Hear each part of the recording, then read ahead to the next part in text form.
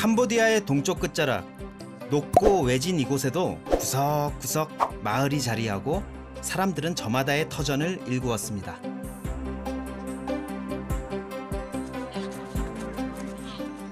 잠시 시간이 멈춘 듯 정겨웠던 옛고향의 풍경을 선사하는 이곳은 몬둘키리의 오지마을 부탕입니다.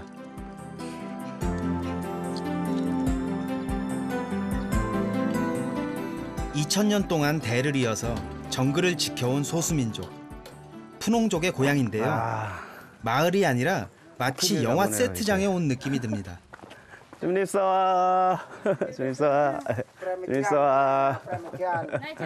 이게 꿈은 아니겠죠? 코끼리 2마리가 제 눈앞에 있습니다. 안녕하세요. 직접 만져보니 실감이 좀 납니다.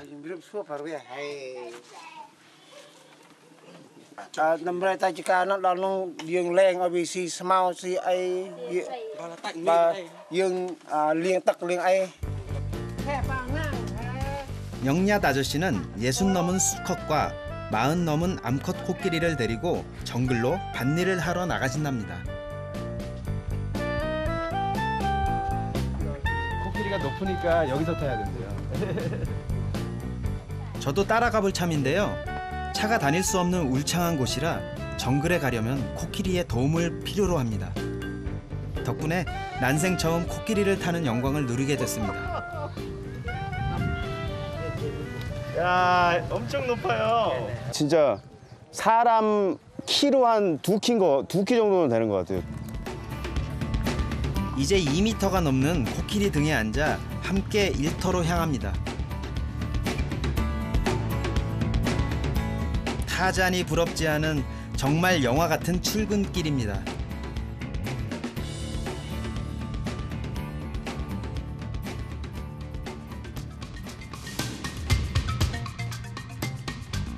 그런데 코끼리를 탄 기쁨도 잠시 얼마 안 가 고통이 밀려오기 시작합니다. 거구의 코끼리가 움직일 때마다 등 위에서 함께 요동치느라 멀미가 날 지경입니다.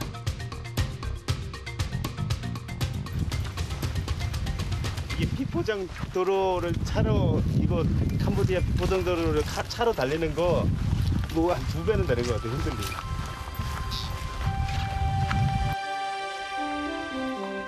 그래도 코끼리가 없었다면 정글로 향하는 이 길은 더 멀고 험난했을 겁니다.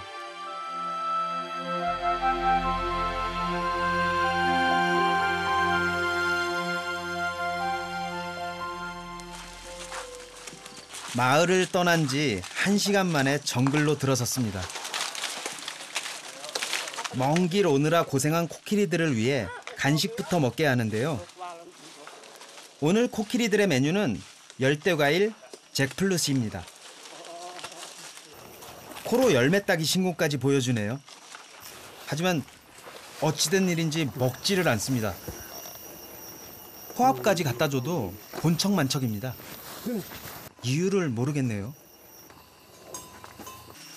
아니 소이 왜 안 혹 소이. 이 과일 썩었다고 주니까 건들지도 않아요. 그냥 딱 보기만 해도 다 아나 봐요. 영리한 데다가 입맛까지 까다로운 녀석들입니다. 결국 간식을 포기하고 발길을 돌립니다.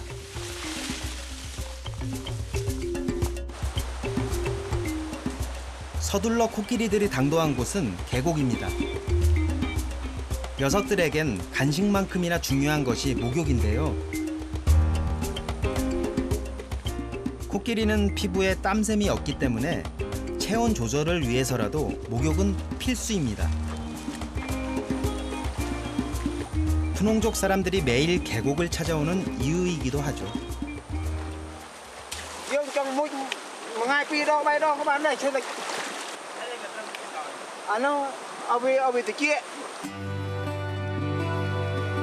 애지중지 정성을 다해서 목욕을 시키고 나면 어느새 식사 시간이 다가옵니다. 육상 동물 중 가장 덩치가 큰 녀석들답게 하루에 무려 250kg의 풀을 먹어 치운다고 하네요. 숲에서 코끼리가 먹이를 먹는 동안 푸농족 사람들은 밭에서 부지런하게 농작물을 거둡니다. 오늘은 시장에 내다 팔 바나나를 수확하는 날입니다.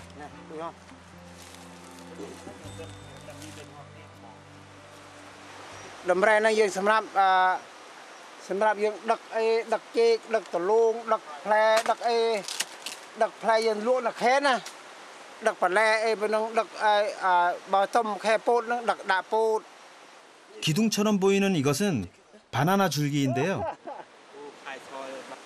가죠. 코끼리들이 좋아하는 먹이라서 꼭 챙겨간다고 합니다. 포기 있게 출발을 했는데요. 걷다 보니 이 바나나 줄기의 무게가 상당합니다. 정글 숲을 헤치며 걷는 일도 만만치가 않습니다.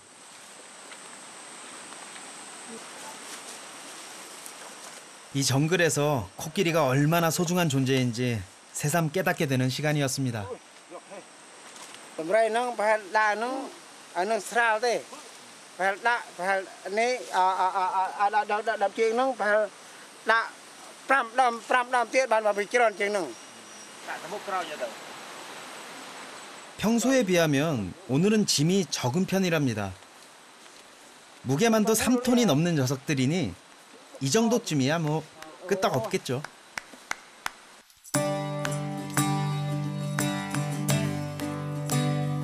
오늘도 농작물을 싣고 사람을 태우고 코끼리는 다시 길을 나섭니다. 숲을 지나 마을로 향하는 짧지 않은 여정. 정글에 타고난 일꾼 코끼리의 진면목이 발휘되는 시간입니다.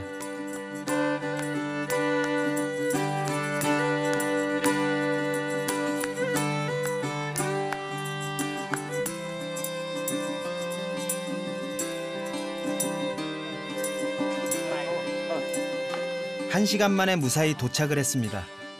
코끼리들 덕분에 짐도 사람도 무사히 집으로 돌아왔습니다.យ៉ាព្រឹកអុយទៅណា5មានអារម្មណ៍ឯខ្លះមានតែស្រង 푸농족에게 코끼리가 없었다면 이 험준한 밀림 속에서 살아가기 힘들었을 겁니다. 그들이 일군 이 삶의 터전은 코끼리라는 가족이 있어 가능했습니다.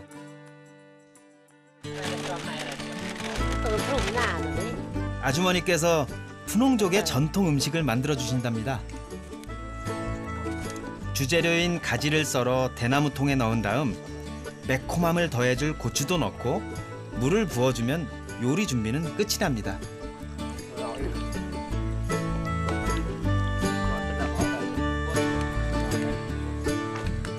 재료는 참 간단해 보이는데요. 대신 요리 시간이 좀 걸린답니다. 장작뿌리에 대나무통을 잘 고정시켜 놓고 1시간 넘게 푹 끓여줘야 한답니다.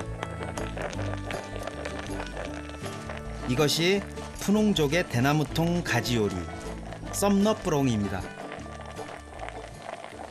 ពេលដល់គេធ្វើស្លហ្នឹងគេប្រុងចឹងហ្នឹងគេប្រុងចឹងរហូតហ្នឹងក្នុងបំពង់នេះមួយយើងប្រុងបាន2 ឬ3ដងក្នុងបំពង់មួយហ្នឹង 이 대나무통 가지 요리에는 또 하나 빠지지 않고 들어가는 별미 재료가 있답니다.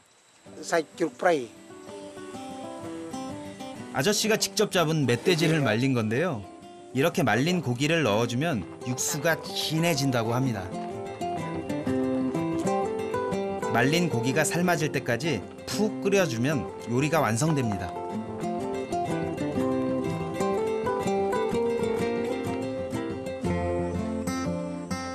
완성된 이 음식을 맛보려면 긴 대나무통을 흔들어서 음식을 빼내야 합니다.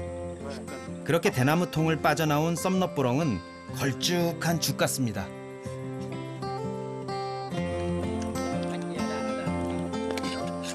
푸농족 사람들은 이 썸너뿌렁을 밥에다 쓱쓱 비벼 먹는데요. 꼭 건더기가 없는 카레를 먹는 것 같습니다. 이 안에 이렇게 이게 반찬 여러 가지 안 먹어도 그냥 이 하나만 먹어도 매콤한 맛도 나고 뭐가 야채 맛도 나고 안에 고기도 있고 이게 하나가 한 서너 가지 반찬인 것 같아요. 맛은 물론이고 대나무 통을 흔들어 꺼내 먹는 재미까지. 밀림에서 얻은 그릇과 식재료가 만들어낸 건강한 오지의 밥상입니다. Kamai. Kahlang. Kahlang. Kangan. 강한. 긴 하루가 저물어갑니다. 코끼리를 만났고 그 코끼리와 숲을 누비는 21세기의 타잔도 만났죠. 타잔은 언제까지 이 정글을 지켜낼까요? ខ្ញុំរស់នៅទៅនឹងរស់នៅទៅនឹងខ្ញុំមានដំរីមានគោមានក្បីខ្ញុំនៅក្នុងបើខ្ញុំនៅក្រុងខ្ញុំអត់បានទេព្រោះខ្ញុំចូលដំរីខ្ញុំបាទចំពោះខ្ញុំចូលដំរីបាទដំរីហ្នឹងជាអាយុជីវិតរបស់ខ្ញុំ 소중한 인연을 뒤로하고 다시 길을 나섭니다. 코끼리가 가족이 되고 인생이 될 수 있음을 가르쳐준 사람들. 외딴 밀림 속에서 강인한 생명력으로 오늘을 살아가는 캄보디아의 동쪽 끝. 온들키리에서의 여행은 한편의 아름다운 영화였습니다.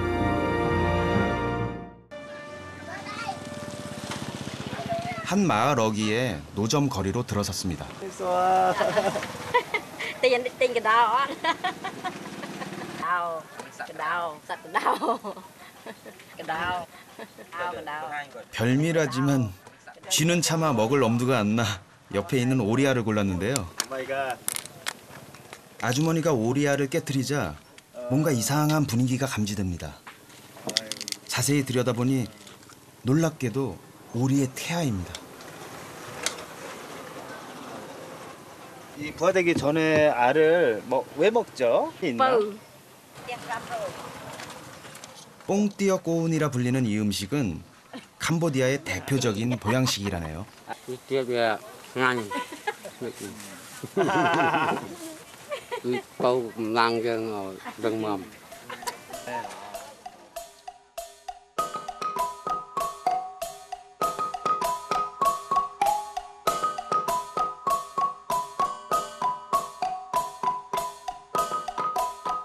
다시 길을 나섭니다. 여름 들녘을 거닐어 보는데요. 한참을 걷다가 놀라운 광경과 마주하게 됩니다.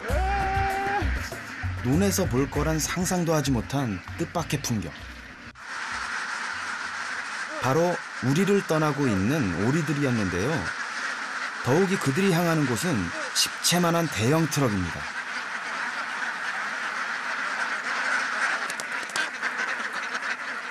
대체 이 많은 오리들은 무슨 이유로 이렇게 분주할까요?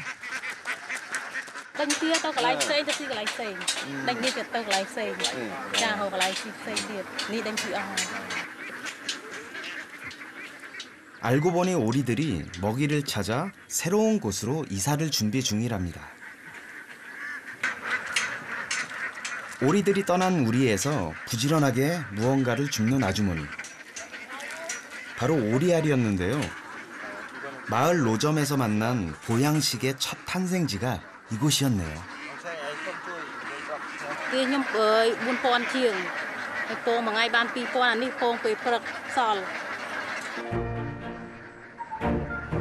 무려 4,000마리를 한꺼번에 옮긴다는 게 보통 일이 아닌데요. 우리도 전부 수거해야 하고 오리를 싣고 갈 트럭 또한 규모가 어마어마합니다. 이동식 오리 아파트가 따로 없습니다.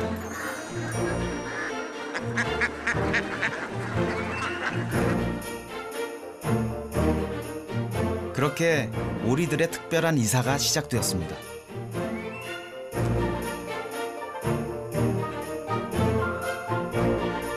연 산모작이 가능한 타크렘 지역에서 새로운 터전을 찾아 나선 오리들.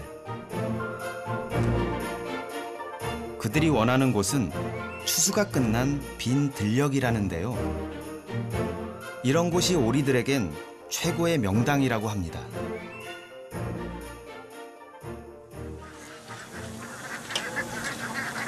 1시간을 달려 드디어 새로운 주거지에 도착을 했습니다. 이제 하차의 시간.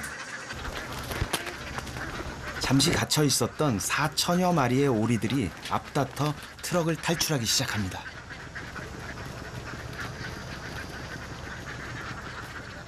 야, 이게 뭐 걸어 나오는 게 아니라 쏟아져 나오네. 쏟아져 나와요. 막 오리가 쏟아져 나와. 무사히 트럭을 빠져나온 오리들을 기다리고 있는 것은 수로. 이 수로를 따라서 오리들의 대이동이 펼쳐지는데요.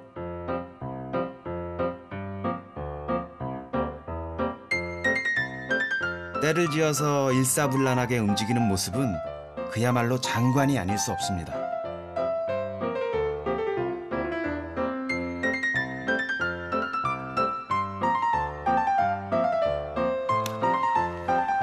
잠시 후 주인이 막대로 물을 내려치자 그 신호를 알아들은 오리떼들. 수로를 벗어나서 논으로 진격합니다. 이곳이 한동안 생활하게 될 곳이라는데요. 이 빈 들녘에 뭐가 있을까 싶은데 오리들은 부지런히 무언가를 먹느라 정신이 없습니다.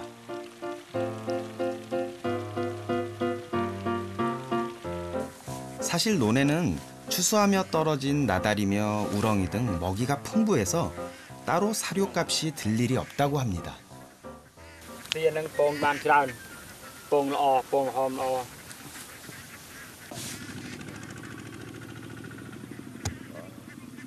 이게 또 다 유기농으로 벼를 재배한다는데 이런 거 먹으면 좀 건강하게 알도 많이 낳고 그러겠네요.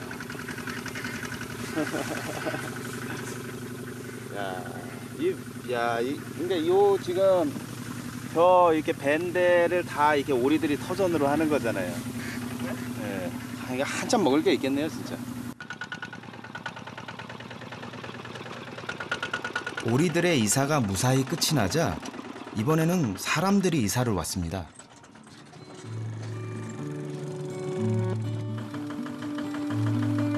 오리를 키우기 위해 오리의 먹이를 찾아 떠도는 이들을 오리 유목민이라 부릅니다. 이삿짐 중에 제일 중요한 것이 이 대나무 평상인데요. 이것이 유목민들의 집이자 침대가 된다고 합니다. nếu quật bay nè cùng của xa quật hay nè đi bay nè pro pro nó quật đó và mũi nè 서둘러 임시거처를 마련합니다. 보통 보름에 한 번꼴로 이동을 하다 보니 오리 유목민들에겐 집이 따로 없습니다.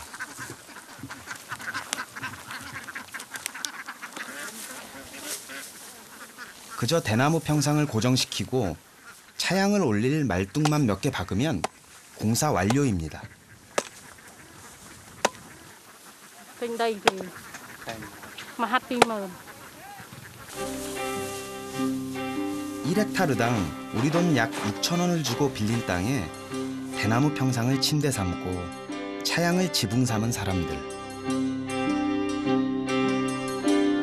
이들에겐 여름 우기의 폭우와 뜨거운 햇볕을 막아줄 최소한의 공간이 필요할 뿐입니다. 빈 들녘에 소박한 집이 한 채 세워졌습니다. 잠깐 누워봐도 될까요? 집안이 궁금해서 양해를 구하고 한번 누워봤는데요. 야, 이게 쿠션이 있어요. 이게 대나무살이 쿠션이 있어서 엄청 편하네요. 진짜 편해요. 우리 집 침대보다 훨씬 편해.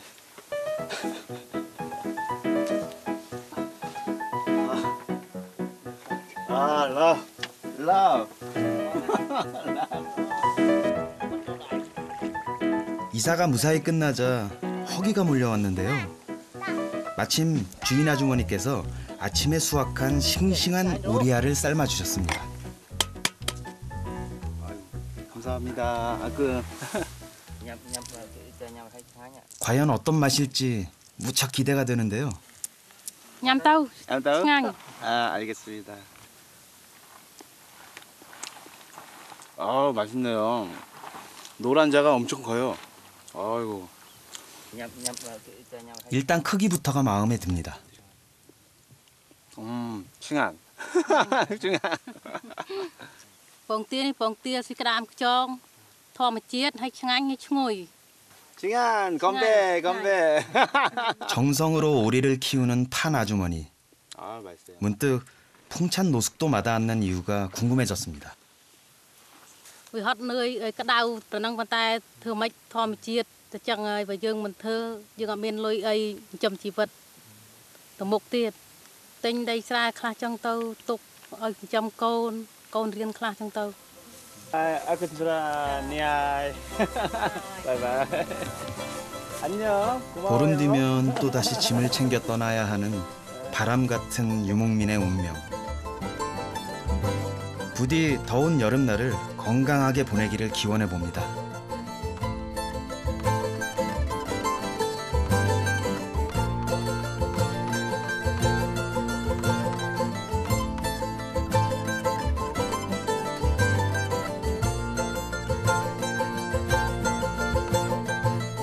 끝없이 펼쳐진 들녘이 지평선을 이룬 땅. 예부터 바탐방 지역은 캄보디아의 밥그릇이라 불릴 만큼 유명한 곡창지대입니다.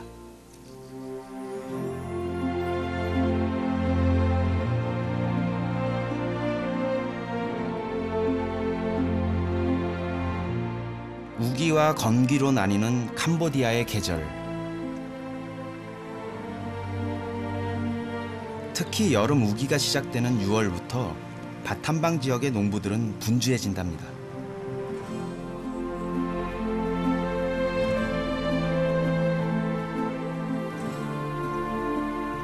건기 때 심은 벼를 수확한 후 논을 갈아엎고 다시 우기벼를 심는 계절이 돌아왔기 때문인데요.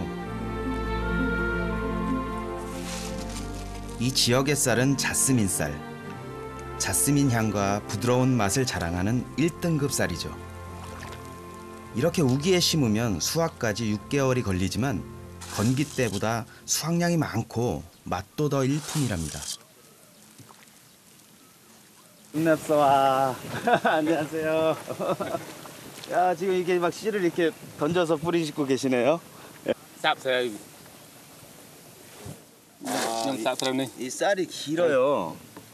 이게 한국에서 먹는 밥은 이렇게 좀 길쭉하지가 않고 동그스름한 거에서 약간 길잖아요. 근데 얘는 기네요, 그냥.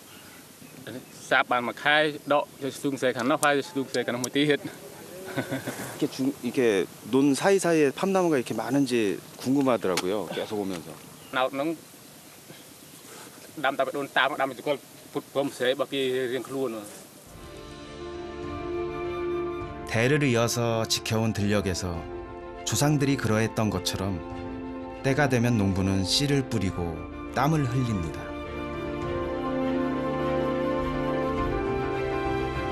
오랫동안 변하지 않은 바탐방의 여름 풍경입니다.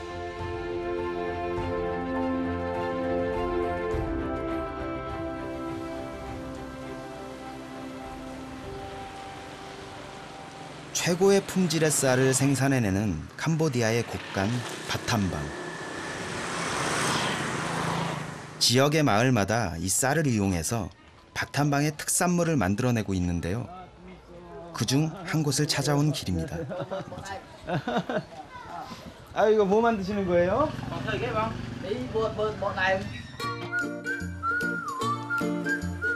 특산물의 정체는 일명 쌀종이, 라이스 페이퍼입니다. 만두피처럼 음식 재료를 싸는 데 사용되죠. 라이스 페이퍼를 만들기 위해선 먼저 왕겨를 태워서 계속 찜통에 물을 끓입니다. 그런 다음 쌀가루에 물을 넣고 걸쭉하게 끓인 하얀 쌀물을 찜통 위에 천에 얇게 펴바르고 뚜껑을 덮어찝니다. 다 쪄지면 떼어내서 잠시 식힌 뒤 대나무판에 펼쳐놓습니다. Ban 1000 sạc cái này bảo kê thời gian trái ban 3000 sạc 저도 한번 만들어 보기로 했습니다. 이렇게? 쪄진 라이스 페이퍼를 떼내기만 하면 되는데 생각처럼 쉽지 않더군요. 엉키지 않도록 한 번에 떼어내는 게 기술입니다. 하지만 첫 술에 배부를 수는 없는 법이죠. 다시 한번 도전해봤는데요. 이번에는 진도가 좀 나가는가 싶더니 역시나 안타깝게도 실패입니다.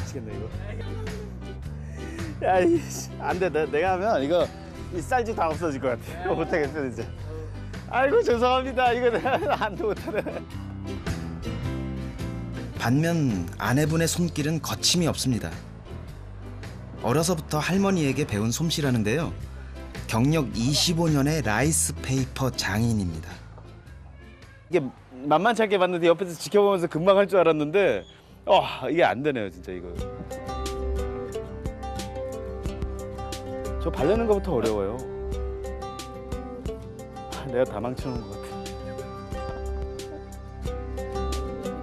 대나무판에 라이스 페이퍼가 가득 찼습니다. 만드는 일은 일찌감치 포기하고 대신 나르는 일을 도와드리기로 했습니다.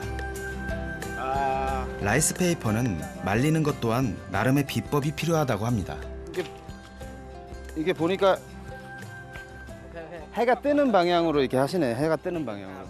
Cái hà hai chị đọc là ti á, Nè. bật hai chị đọc là ti rồi vô lên đọc được vậy. 아, 요렇게 이렇게 바삭바삭하게 되는구나. 햇볕에 한 번, 그늘에 한 번, 그리고 마지막으로 저녁 이슬에 한 번 더 말리면 최상의 라이스 페이퍼가 탄생합니다. 4살 배기 딸도 아빠를 도와서 일꾼 노릇을 톡톡히 합니다. 아니, 뱉어 버려 이러고 이슬까지 3번에 걸쳐 말린 이 집의 라이스 페이퍼는 구겨도 마술처럼 다시 펴집니다. 그렇지 않은 건 그대로 부서지더군요. 이게 투명 지포 같아요. 투명 지포. 꺼먹으면 될 것 같아. 아, 그렇구나. 이게 야 종이라고 라이스 페이퍼 종이라고 하는 이유가 있네요. 이게 아까 부스러지는 건 그냥 과자 같은데, 예, 스낵인데 이거는 이게 스낵이잖아요, 스낵. 근데 얘는 이게 구겨도 이게 다시 이렇게 펴져요, 그냥 종이 같이. 예. bỏ lại bỏ đi bỏ tê vinh cái tục bàn du bỏ phật khmai vinh tục bàn du tê bàn phải chia đập mũi đập ngày tê bỏ tê tục bàn phải chia mà khai bị khai còn khỏi đài thì pro bỏ cái pra chia pra kimi mai dân ở bên pra chia đây tê bên kimi tê. 최고의 쌀과 장인의 정성이 빚어낸 산물. 밭한방이 내어준 고마운 선물입니다. 여름우기의 또 다른 풍경을 찾아 트러피앙 트머 호수로 향합니다.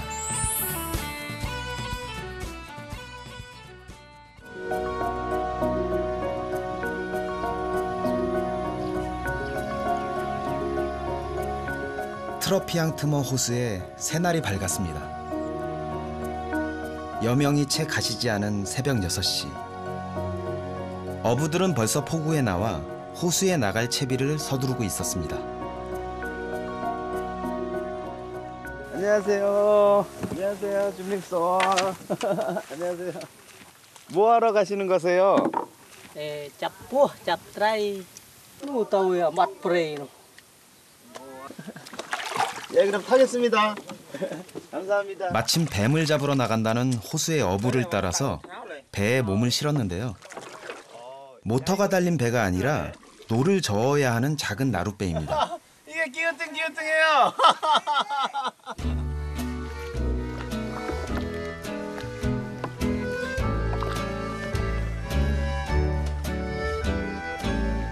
앞에선 7살 아들이, 뒤에선 아버지가 노를 저으며 물살을 가릅니다. 아니, 이렇게 하면서 그냥 자연스럽게 아버지가 하시는 걸 배우는 것 같아요. 아버지가 뭐 일부러 가르쳐주는 게 아니라 이게 아버지하고 같이 타고 다니면서 이렇게 배우는 것 같아요. 그냥 저절로.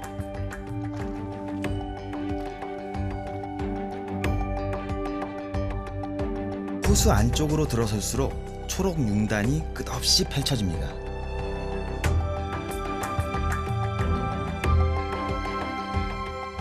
다양한 수생식물이 서식하고 있기 때문인데요. 그 사이로 난 물길을 따라서 본격적인 고기잡이에 나섭니다.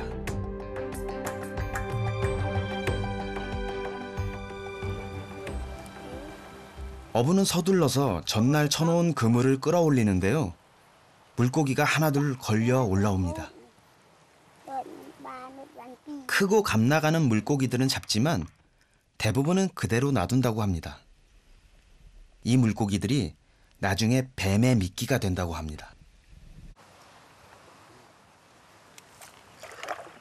드디어 기다리고 기다리던 트로피앙 트머 호수에 물뱀이 모습을 나타내기 시작합니다. 아니 무슨 생선 걸리듯이 나와 뱀이.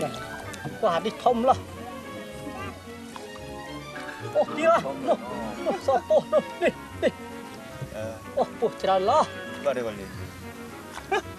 얘는 구렁이야 구렁이. 구렁이야.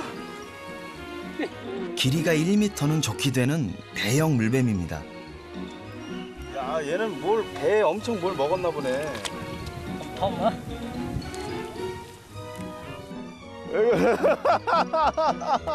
야 얘는 엄청 두껍네요. 이 정도 크기면 얘는 12,000리에 뭘 먹었나 보네. 하나로 약 3,000원 정도를 받는다고 합니다. 여기가 뱀밭이에요. 뱀밭. 뱀이 엄청 나왔어. ăn tiếng thmò ní bà tên là tức phliêng ô lịch ní trơn bàn buộc bầu với màu phì nọ buộc bầu rồi pe tức tay chặt sâu miền ta tức trơn mà buộc căn trơn. 여름 우기가 시작되면 제철을 맞이하는 물뱀잡이. 호수에서 나고 자란 어부에게 여름은 풍요의 계절입니다.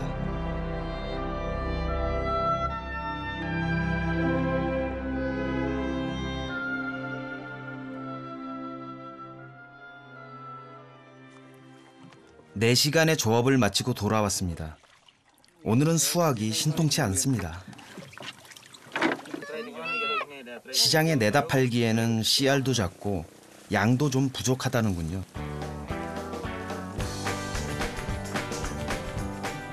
대신 먼 길 찾아온 손님과 이웃을 위해 어부홉이 뱀 요리를 대접하겠답니다. 먼저 끓는 물에 뱀을 살짝 데치는데요. 이래야 뱀의 비늘이 잘 벗겨진다고 합니다. 비늘을 제거하지 않으면 가시처럼 날카롭답니다.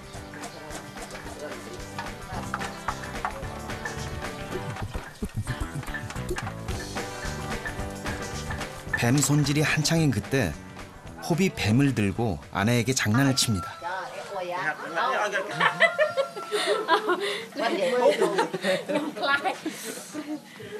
ban lễ ban pơ bài tê khai khơi prư từ nào khơi cua khai bà trong thơ khuôn này cái lòng bàn bao phôn tùy thơ cái hộpเอาปนคลายยัดเห็นตะกันเห็นกัน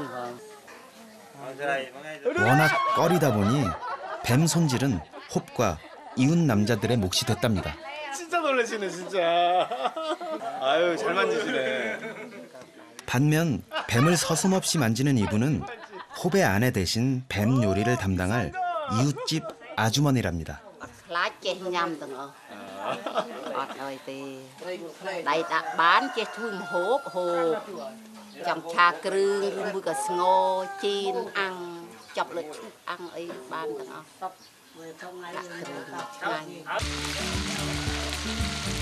마을에서도 손맛이 좋기로 유명한 사론 아주머니.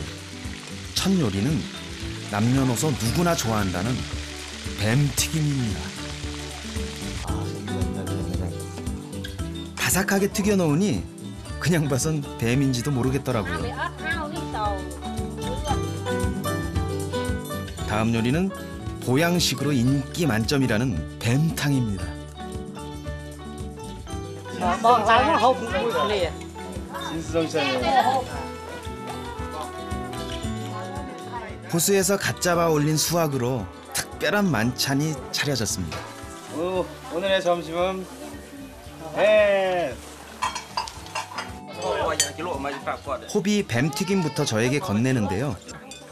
매운 간장 소스에 찍어 먹어도 별미랍니다. 뱀고기. 저도 시식을 해봤습니다. 그런데 생각보다 뼈와 가시가 많아서 씹기가 힘들었는데요. 뼈까지 다 먹어야지 제맛이라고 합니다. 이 뼈도 먹어요?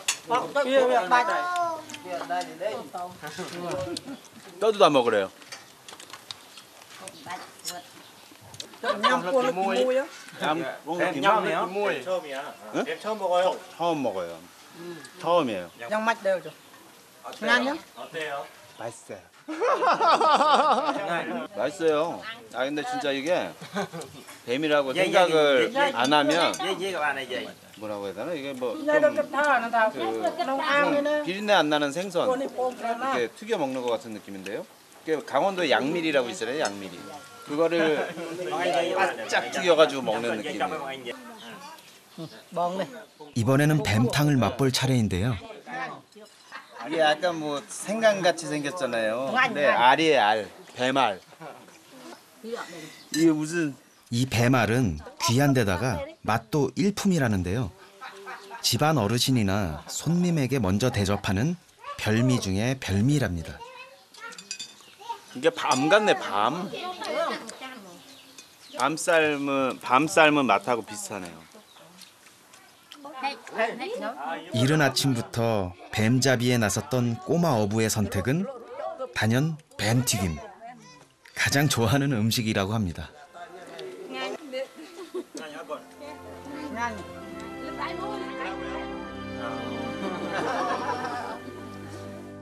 즐겁고 건강한 한 끼. 함께 나누니 더 맛있는 여름입니다. 보아, 잘 먹고 갑니다. 아유, 언제 또 뱀 요리 먹을 한여름 여행길에 건강하시고. 사막에서 만난 오아시스처럼 반갑고 또 고마웠던 인연들. 아마 먼 훗날까지도 2017년 그의 여름을 오래도록 추억할 것 같습니다. 그 여정의 시작은 캄보디아 북서부에 있는 물의 성지 푸놈 쿨렌입니다.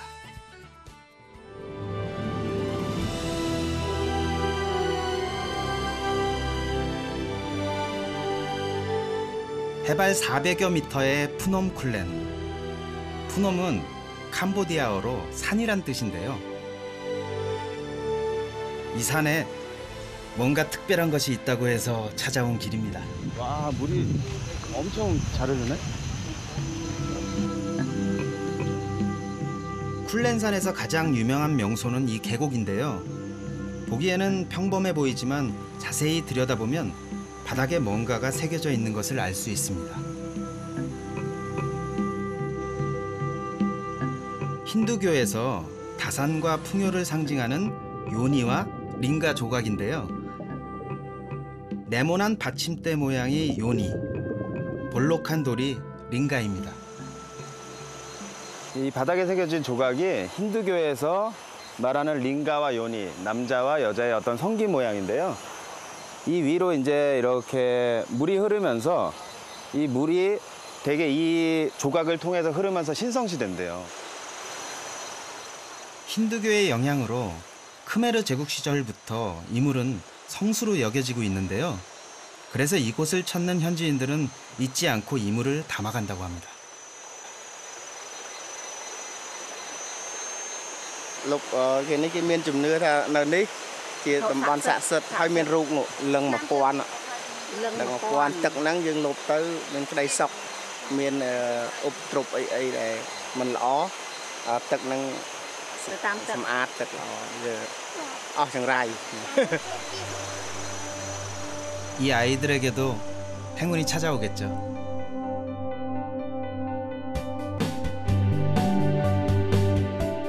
쿨렌산의 또 다른 명소는 폭포입니다. 계곡을 흐르던 신성한 물이 거대한 폭포를 만들어냈는데요. 영화를 만드는 저에게 이 클렌 폭포는 꼭 한번 와보고 싶었던 장소이기도 합니다. 야, 영화 툼레이더에서 여전사 안젤리나 졸리가 멋지게 뛰어내렸던 폭포가 바로 이곳입니다.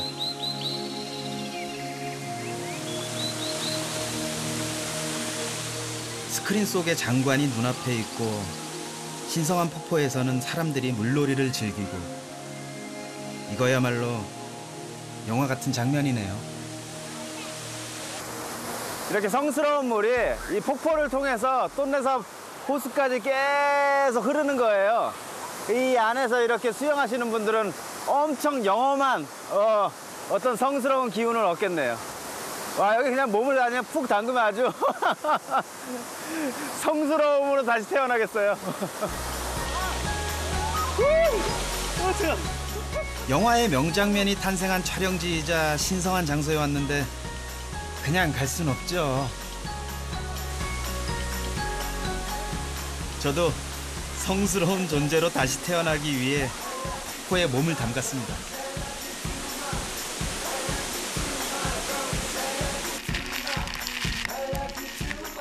물놀이의 하이라이트는 높이 15m에서 떨어지는 폭포수를 온몸으로 느끼는 건데요. 쏟아지는 차가운 물세례에 정신이 번쩍 들고 어느새 더위도 싹 달아나 버렸습니다.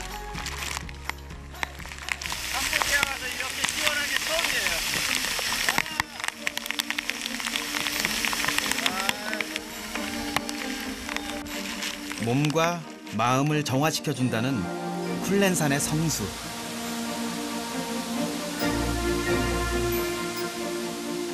천년이 넘는 세월 동안 쉼없이 흐르며 그림 같은 비경을 만들어냈습니다. 오랜 역사와 믿음을 안고 흐르는 생명의 젖줄. 이제 이 성스러운 물은 폭포를 떠나서 거대한 물의 나라를 향해 흘러갑니다.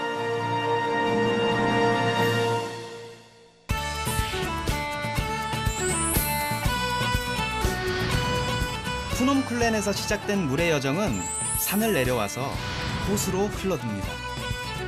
캄보디아 중앙에 위치한 톤레사프입니다.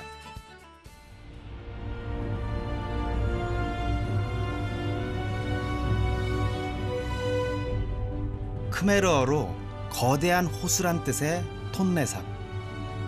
이름 뜻 그대로 바다와 같은 호수입니다. 물이 범람하는 우기에는 경상북도의 면적과 맞먹는 동남아시아 최대의 규모입니다. 그 거대한 물줄기를 따라 수백만 명의 사람들이 살아가는 삶의 터전이기도 하죠.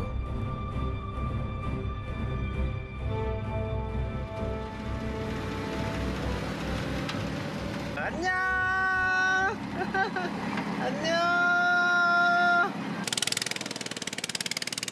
호수 북쪽의 수상마을 프렉털 마을을 찾았습니다. 스쿨버스 대신 배를 타고 등교하는 아이들도, 채소 팔러 나가는 상인도 모두 물 위에서 부지런히 아침을 맞이합니다. 저기 또 어떤 뭐 이동식 먹거리 배 같은데요. 또 배가 하나 오네. 근데 저 배에서는 음악 소리가 들리는 것 같아요. 에이, 리리! 리!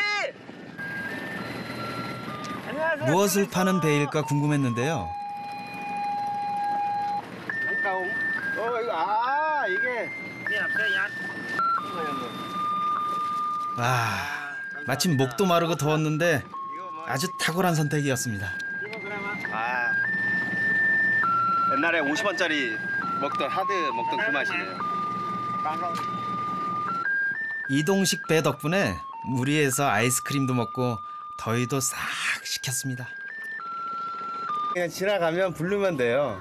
예, 여기는 뭐 이렇게 뭐 크게 불편할 게 없네요. 뭐 수상마을이라고 해서 되게 불편할 줄 알았더니 다 있는 것들이 다 이동하면서 다 이렇게 구입할 수 있고 또 내다 팔 수 있고 없는 게 없어요.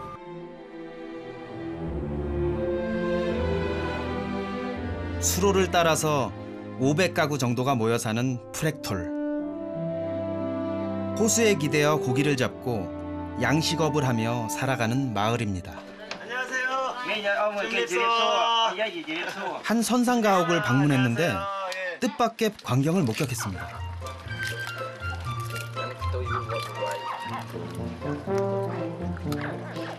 한창 알을 까고 있는 중이었는데요. 그 알의 주인공이 놀랍게도 악어입니다.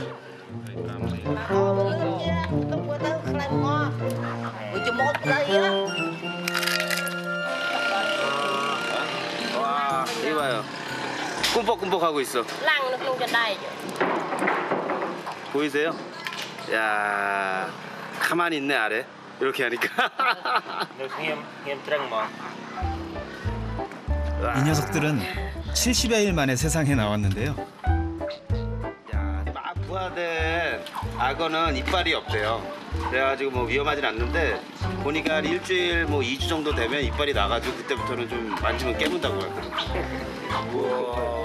갓 부화한 녀석들은 악어라고는 생각되지 않을 정도로 귀엽고 온순하기까지 합니다. 이 녀석들은 한 마리에 약 4만 리엘, 우리 돈 12,000원 정도에 팔린다고 하는데요. 고기를 잡는 일보다 수입이 좋은 편이라 마을 사람들 대부분이 악어를 키운답니다. 주인 아저씨를 따라서 집 뒤편에 있는 악어 양식장을 구경해봤습니다. 동물원이 아닌 곳에서 악어를 보는 게 처음이라 엄청 긴장이 됐습니다. 무서워요. 아, 악어 엄청 크네. 호수에 떠있는 이 양식장에는 2, 3m 정도 크기의 샴 악어들이 위용을 뽐내고 있는데요. 현재 이곳에만 30여 마리가 있다고 합니다.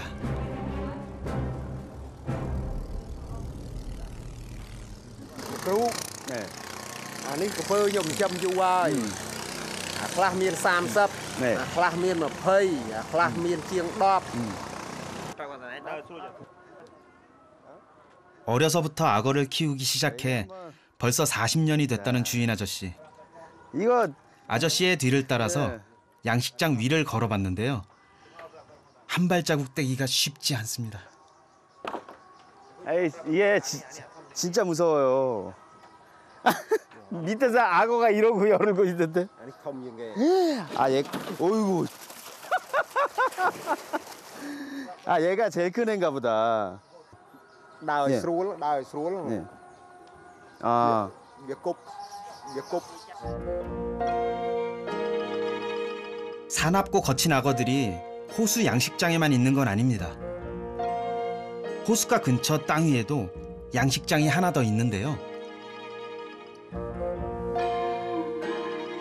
오늘 이곳의 악어들에겐 아주 중요한 일정이 있다고 합니다.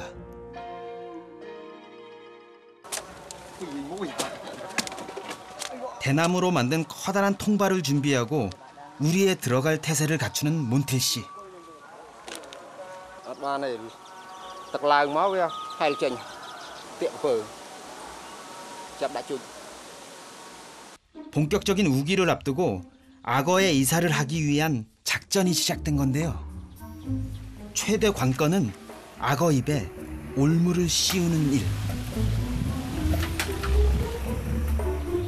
와, 베테랑답게 몬틸 씨는 한 번에 성공했네요. 이렇게 해야 악어가 자신의 강력한 무기인 이빨을 함부로 쓰지 못한답니다. 그렇게 저희한테 주의를 주더니 아예 그냥 우리 안으로 들어가 버리시네요.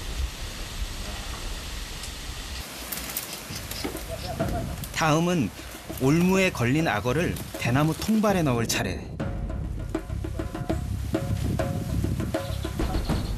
대나무 통발이 일종의 이삿짐 차량인 건데요. 안전하게 옮기려면 악어를 잠시 동안 통발에 가두는 수밖에 없답니다.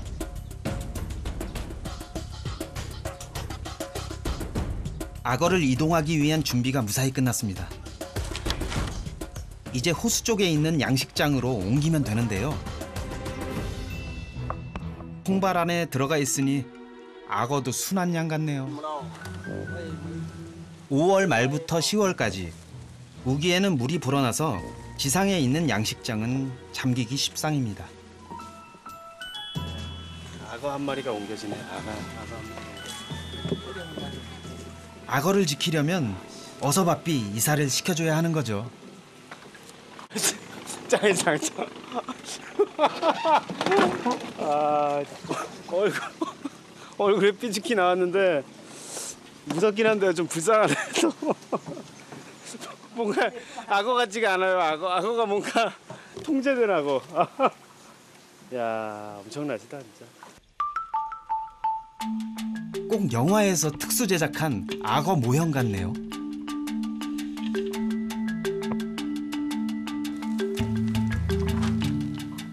드디어 새 보금자리에 도착을 했습니다.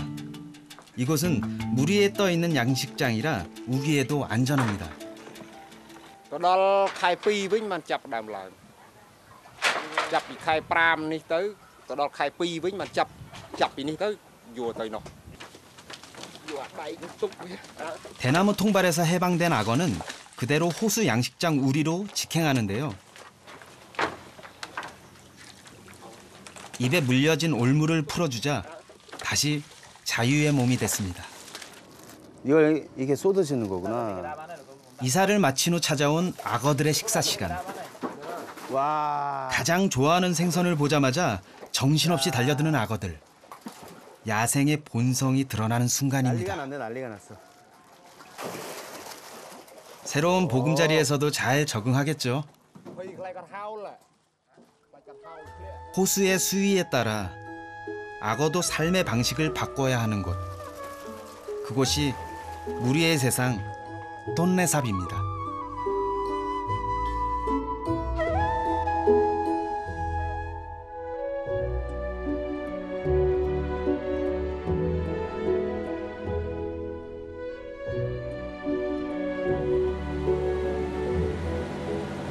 육지의 바다라 불리는 거대한 호수. 보트를 타고 톤레삽 구석구석을 누비는데요. 오가며 가장 많이 마주치게 되는 배들이 있습니다. 선상가옥 사이사이를 오고 가는 이 배는 작지만 다양한 상품을 싣고 다니는 이동식 점포인데요. 굳이 업종을 구분해보자면 편의점 정도로 생각하시면 됩니다. 아이고 이동식 편의점이네. 없는 게 없어요. 이 편의점에서 가장 인기 있는 상품은 얼음이 잔뜩 들어간 시원한 음료수입니다. 주문 즉시 만들어주는데요. 커피부터 주스까지. 종류도 다양해서 카페의 역할을 톡톡히 해낸다고 합니다. 징하니? 징하니? មានអារម្មណ៍ថាសប្បាយចិត្តតែដែលគាត់យកមកលក់ឲ្យយើងញ៉ាំយើងបាច់ចាំទៅចាយើងមិនបាច់ចាំអ៊ំទៅ 배 안을 들여다봤는데요. 여기 보면 이제 음료 만드는 시럽들. 여기 시럽이 막 엄청 다양하게 있고 전구, 모기약. 생활용품에서 응급약, 과자 같은 간식거리까지 정말 이제 없는 것 빼고 다 있는 물 위의 만물상입니다.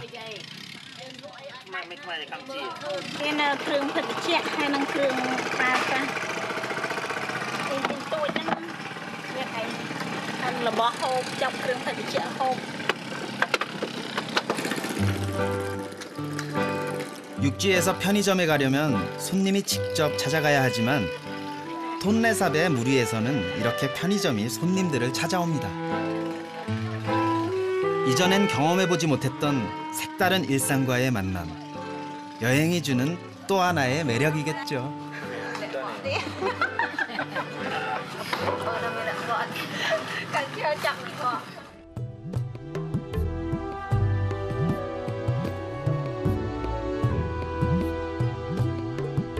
무록잠들이 만들어 놓은 수로를 따라서 여정을 이어갑니다. 수로 안쪽에는 어김없이 수상마을이 자리하고 있었는데요. 이곳에서는 또 어떤 삶의 풍경들이 펼쳐질지 궁금하네요. 여기가 수상가옥의 좀 안쪽 편이에요. 여기 앞에 옥잠이 막 우거진 뭐 물 그 숲 같은 데가 있는데 그 안쪽까지 지금 계속 들어가는 중이에요. 재밌어. 마을 한쪽에서 배를 타고 나갈 채비를 하고 있는 한 주민을 만났습니다. 계시는구나.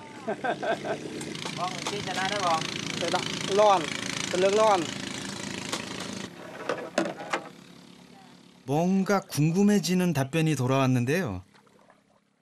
과연 대나무 통이 뭘까? 궁금한 생각이 들어서 함께 동행해보기로 했습니다.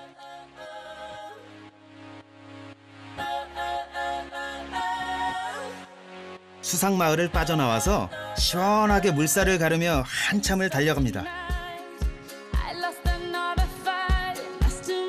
1시간쯤 지나자 눈앞에 온통 초록으로 물든 아름다운 물의 정원이 펼쳐졌습니다.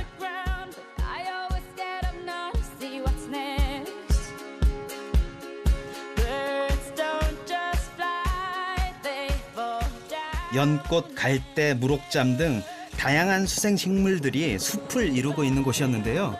워낙 울창한 숲이라 배가 좀처럼 앞으로 나아가지 못합니다. 지금 옥잠과 이 그 물속에서 자라는 이 나무들 사이를 거쳐가지고 거의 미로같이 들어왔어요. 이건 뭐 그 여기 어민들 빼고는 길을 알 수가 없는데요. 그리고 지금 아마도 뭐 이쪽 안으로 들어가야 되는 것 같은데 지금부터는 이제 모터에 시동을 걸 수가 없나 봐요. 결국 배 엔진을 끄고 노를 저어서 나아갑니다.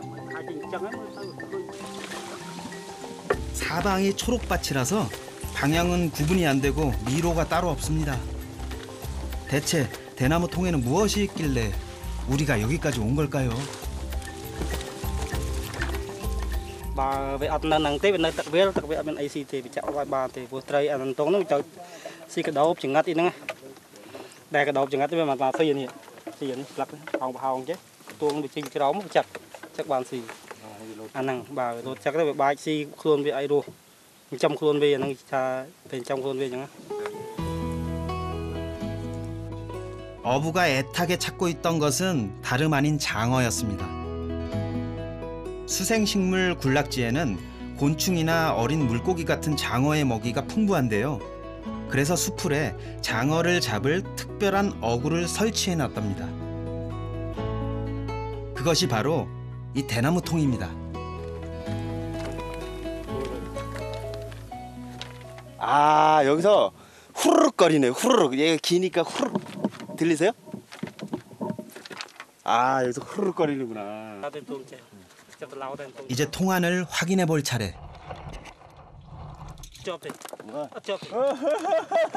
덫에서 빠져나온 장어는 도망치려고 몸부림을 칩니다. 장어 일로 들어갔어요 지금. 살갗도 미끈미끈해서 손에 잘 잡히지 않는데요. 아 이걸로 잡아요? 이럴 때는 나뭇잎으로 잡는 게 요령입니다. 아 힘이 엄청 세네. 얘 뱀 같아요 뱀. 아니 그나저나 장어가 어떻게 대나무 통 속에 들어가게 됐을까 궁금해지는데요. 아 이렇게 빼고 통 안에 작은 통발이 숨어 있었습니다. 어부가 직접 뱃살을 엮어서 만들었다고 합니다. 뱀장어가 이쪽으로 들어가면 못 들어갈 것 같잖아요. 근데 여기 고무줄하고 묶어 놓으셔가지고 들어가서 이제 뱀장어가 이걸 열고 들어간대요. 이렇게 열고 이쪽으로 들어가면 닫혀버리는 거죠. 그래서 이제 이 그 대나무 통 안에 뱀장어가 갇히는 구조로 되어 있어요. 이분들 천재인 것 같아요, 천재. 이제 미끼 한 스푼 이렇게 넣고 장어를 잡고 나면 빈 대나무 통에 지렁이 미끼를 채운 후에 다시 통발을 끼워 넣습니다. 그런 다음에 대나무 통을 숲을 사이에 꽂아 넣고 장어가 들어오기를 기다리기만 하면 됩니다.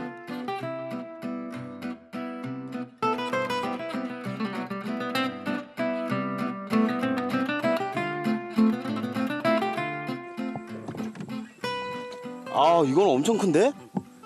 이 묵직한데? 묵직해. 뭐 2마리 아니면 큰 거예요 얘는. 아 또 다른 대나무통을 확인해 보는데요. 예상대로 장어의 크기가 보통이 아닙니다.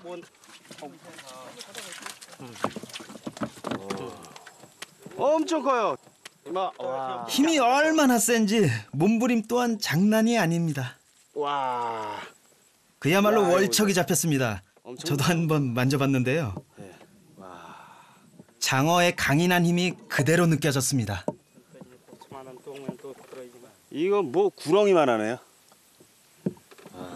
bớt bố chỉ cứ bây giờ khai làng đã khai năng hai bài bớt bố khai bây giờ mà khai rõ khai em sơ miên tuồng bị miên nó bị trôi tam bằng khai tất làng nó bị làng trên bị bằng vị chứ bị trôi xì như thế khai tất làng như chạm băm ngày bay cái chẳng khai rõ chạm băm cái lâu. 우기가 되면 장어가 제철을 맞는답니다. 일반 생선보다 가격이 10배 정도나 비싼 아주 귀한 녀석들이라고 합니다.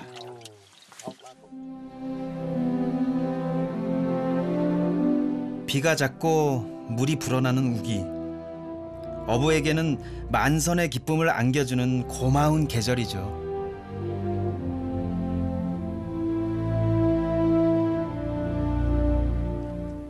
조업을 마치고 마을로 돌아왔습니다. 장어 어부 콤씨의 집에 초대를 받았는데요.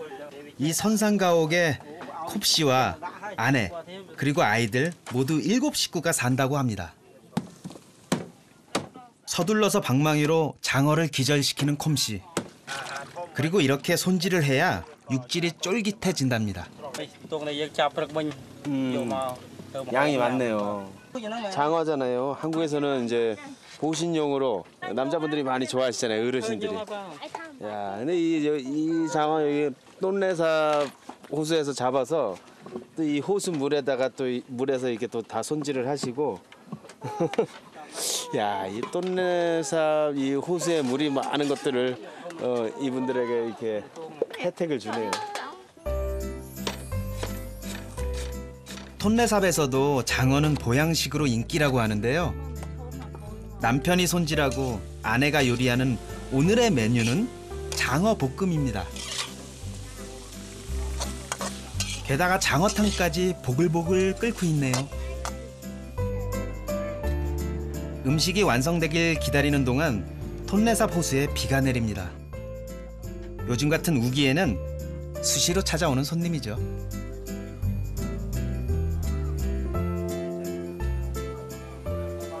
Còn tập về khai răng nhiều rồi bạn tập về khai tắc về bà bên phần tay dân bàn rồi bàn men lôi chai khai dân tới men chụp họ bị bài khai chẳng dân men lôi chai men lôi đọt sài tập về khai răng nhiều giờ men lôi đọt sài chan được chai cái khai tắc láng rồi xong thì bình thường. 비바람이 부는 궂은 날씨가 계속되겠지만 아이러니하게도 그 우기 덕분에 풍성한 밥상이 차려졌습니다. 우기가 내어준 톤레삽의 한 끼. 그 맛이 기대가 됩니다. 살이 진짜 연해요. 살 진짜 연하고 다른 생선하고 맛이 완전히 다르네요. 이 육질이 거의 진짜 뭐 그 쫄깃함이 아니라 이렇게 되게 부드러운 식감이에요. 그냥 입에 닿으니까 거의 뭐 녹는 듯한 느낌인데요. Bỏ ngay nhau rồi. 아, 중요해. 고단했지만 보람있고 따뜻했던 물 위에서의 하루가 저물어갑니다.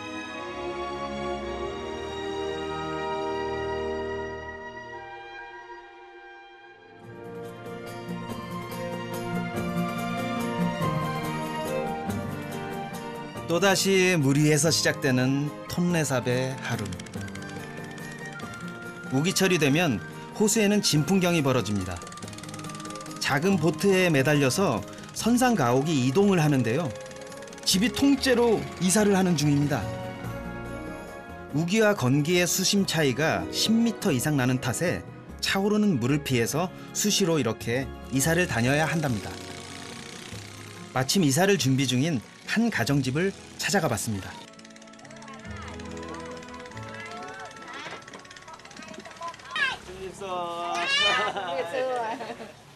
얼마 만에 또 이사를 하시는 거예요?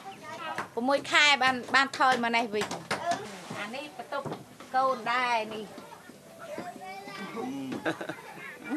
안녕하세요. 라이 아주머니가 집 구경을 시켜주셨습니다. នេះបន្ទប់កូនកំមុំមីទូចបន្ទប់មីទូច 방 2칸짜리 단촐한 살림이었는데요. មានតែទី 3 នេះទេដែលគេនៅឆ្ងាយផិតប៉ុណ្ណឹងនៅនេះទាំងអស់អូនថាអង្គុយ 8 식구가 사는 집과 옆에 사는 큰딸의 집까지 두 집이 이사를 갑니다. 별다른 준비는 필요 없습니다. 보트에 밧줄을 묶고 집 전체를 끌고 가면 끝인데요. 물 위에 떠 있는 선상가옥이라 집을 그대로 옮기기만 하면 됩니다.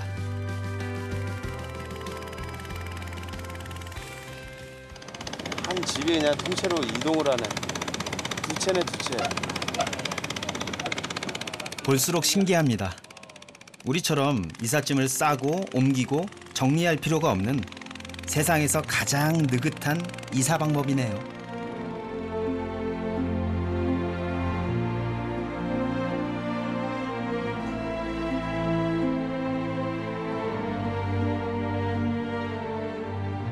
계절 따라 물길 따라 떠돌아야 하는 것이 물 위의 인생입니다. 다행히 호수에는 주인이 따로 있는 것이 아니니 살만한 곳에 자리를 잡으면 됩니다. 그나마 무태서 가깝고 비바람을 막아줄 숲과 나무가 있는 그런 지역이 명당이라고 합니다. 1시간 남짓 이동한 끝에 라이 아주머니네도 마음에 드는 집터를 찾아냈습니다. 집 뒤편에 숲이 있으니 이만하면 명당이네요. 새 집터에 말뚝을 박고 집을 단단하게 고정시키고 나면 이사는 얼추 마무리됩니다.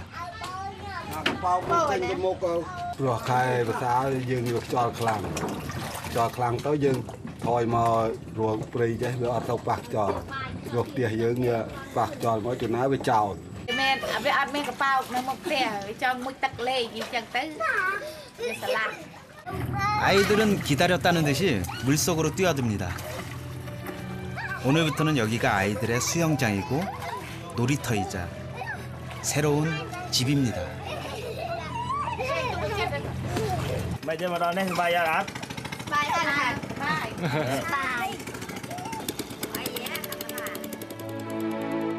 평생 물 위를 떠도는 삶이지만 기꺼이 행복하다고 말합니다.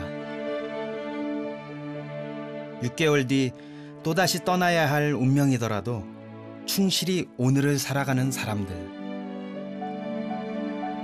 그들이 사는 세상, 톤레삽의 인생은 그래서 아름답습니다. 그 물의 여정을 따라 최북단의 도시 수퉁트랭으로 갑니다.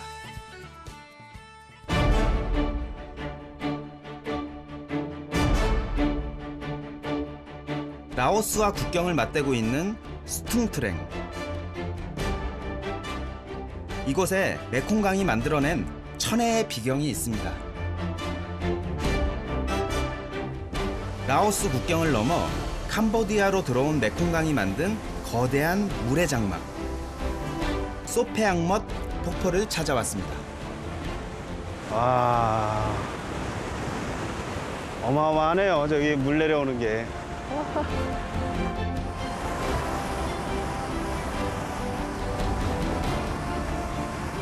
야, 물이 막 쏟아져 내리네, 쏟아져 내려.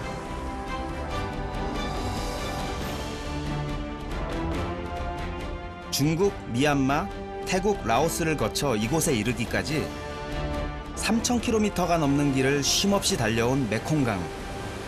그 강인한 생명력이 고스란히 전해집니다. 여기는 소페아멋이라는 폭포인데요. 캄보디아에서 메콩강이 시작되는 지점이에요.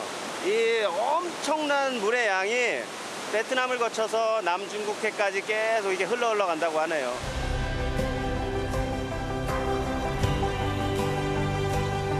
국경을 넘어온 메콩강. 그 황토빛 물줄기가 만들어낸 소페앙먹 폭포는 메콩강이 캄보디아에 들어섰음을 알리는 이정표이기도 합니다. 여기서부터 메콩강은 캄보디아의 젖줄이 되어 이 땅 구석구석을 흐르게 되죠. 길이만도 450km. 그 기나긴 물의 여정을 따라 저의 메콩강 여행도 시작됩니다.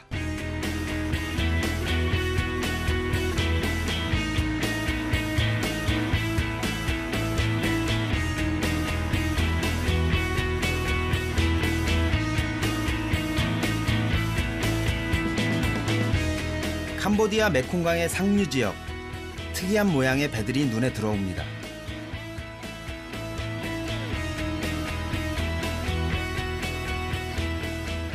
안녕하세요. 김일서. 뭐 하세요?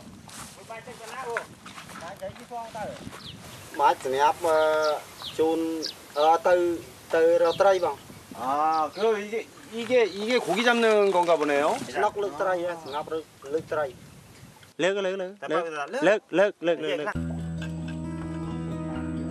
배 뒤편에 있던 어부가 도르래의 줄을 잡아당기자 의문의 구조물이 수면 위로 올라옵니다. 언뜻 모기장을 거꾸로 매달아 놓은 것 같은데요. 아치형으로 구부린 대나무에 그물을 연결해서 고기를 잡는 전통 어망, 춘옥입니다.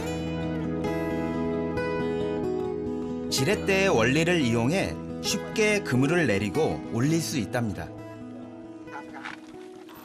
아, 엄청 가볍게 올라가네. 힘을 거의 안 써도 올라와요. 이 큰 그물에 고기가 얼마나 잡혔을까 기대가 컸는데요. 이거 참 민망할 정도로 양이 적습니다. để được chơi tăng pi đi thà nó dương to pi mày pi dương mau đồn ta dương máu đó bông pi đồn ta dương mau ở mình vậy dương clay đấy thà anh ấy cho bật thâu bờ đây chơi tăng pi đồn ta dương máu đó bông nó. 수백 년 동안 전해져 내려온 전통 어망 춘옥. 대를 이어 지켜온 메콩강의 유산입니다.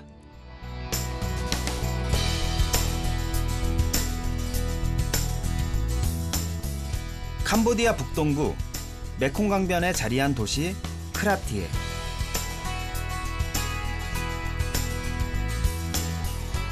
이곳에 오면 메콩강 최고의 유명 인사를 만날 수 있다고 합니다.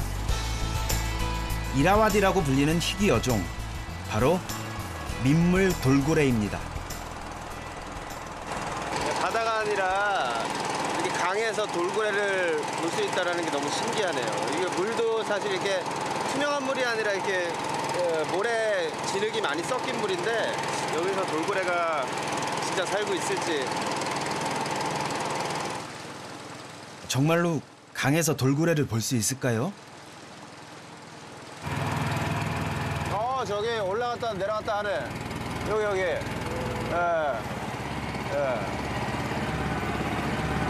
요 지점이 이렇게 돌고래가 사는 많이 활동하는 구역인가 봐요. cái đấy là sâm bồ tray chè ha bao biết bàn về nơi bàn hay cái đấy nó kia cà phê về phòng.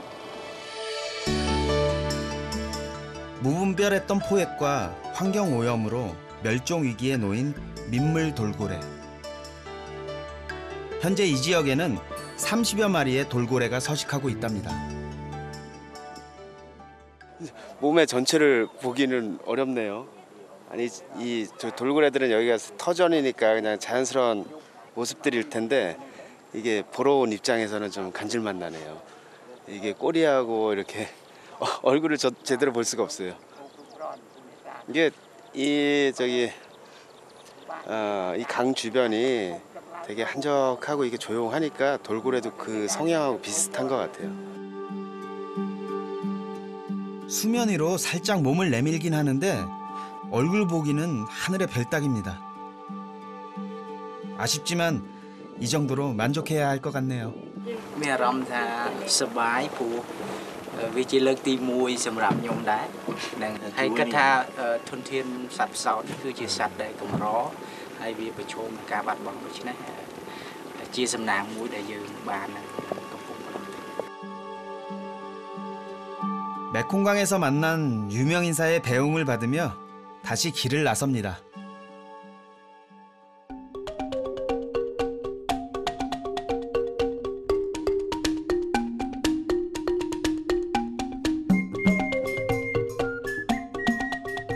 크라띠에를 떠나 남쪽으로 향하는 길. 메콩강변에서 과일 농장을 만났습니다. 강수량과 일조량이 풍부한 캄보디아는 열대 과일의 천국으로 알려져 있죠. 그 대표적인 것이 고슴도치처럼 뾰족한 가시를 품은 두리안입니다. 야, 주렁주렁이라는 말이 여기에서 이렇게 표현이 되네요. 그냥 주렁주렁 달렸네요. 이게 이렇게 하면 그냥 이렇게 돼요. 이게 보이세요? 이게 그냥 다 뚫려요. 이렇게 왔다가. 오, 엄청 날카로운데 이게 따는 것도 이게 되게 잘 따야지 이게 다치겠네요. 아, 근데 먹음직스럽게 생겼네. 머리통만 하네요. 우리나라에서는 좀처럼 보기 힘든 과일인데요. 5월부터 8월까지가 제철이랍니다. 아, 이게 두리안 따시는구나. 농장에서는 두리안 수확이 한창이었는데요. 보호 장비 하나 없이 맨몸으로 나무를 타는 모습이 보기만 해도 아찔합니다.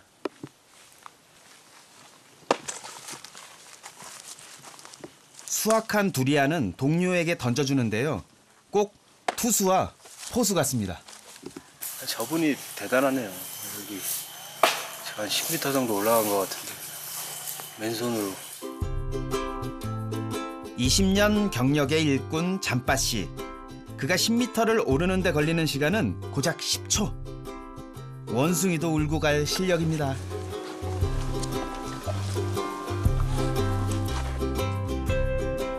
자, 이제 잘 익은 두리안을 따야 하는데요.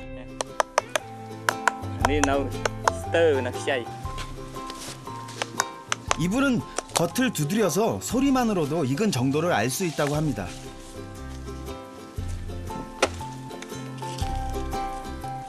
យើងស្ដាប់សូរដែលវាទុំហើយនឹងបើថាសូរអាលងបានយើងកាត់អាហ្នឹងវាបានវាទុំគេហៅថាអានេះ 과육이 익으면 물렁해지면서 안에 빈 공간이 생기는데요. 그래서 소리가 더 울린답니다. អានេះអាលងជាង វាធូរដៃជាង អានេះណែន អ្នកណាក៏អាចស្ដាប់បានដែរតែអាសំឡេងហ្នឹង ស្ដាប់បានដែរដល់មេអ្នកជំនាញបានកាត់បានស្ដាប់បាន 전문가가 엄선해서 수확한 두리안. 그 맛을 안 볼 순 없겠죠? 과일의 왕자라고 불리는 두리안은 맛은 달콤하지만 냄새가 고약하기로 유명한데요. 과연 어떤 맛과 향을 지녔을지 기대되네요. 안에 이렇게 완전히 익어서 물렁물렁한 바나나가 퉁퉁한 바나나가 들어가 있는 것 같아요. 아유, 감사합니다. 아유. 엄청 크림 같네. 시큰한 냄새가 코를 자극하는데요. 맛 또한 뭔가 오묘하네요. 생선에 먹는 것 같기도 하고 맛이 묘한 맛이 여러 가지가 섞여 있는 맛이네요. 과일로 이런 맛을는 처음인 것 같아요.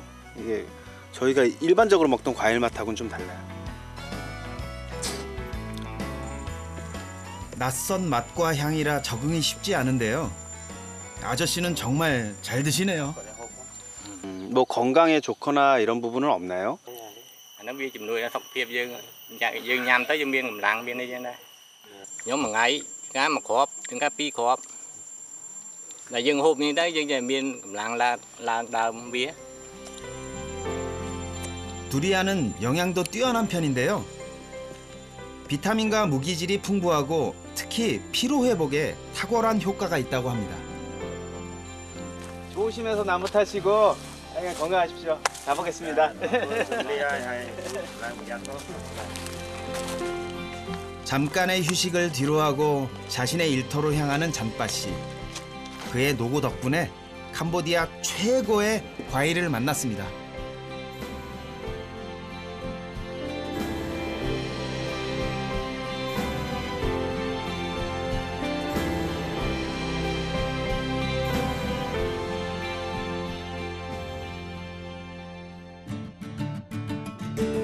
캄보디아를 남북으로 가로지르는 젖줄 메콩강.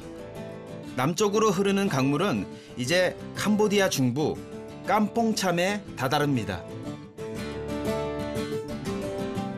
깜뽕참의 강변에는 수백 년 동안 메콩강에 기대어 삶을 꾸려온 사람들이 있습니다.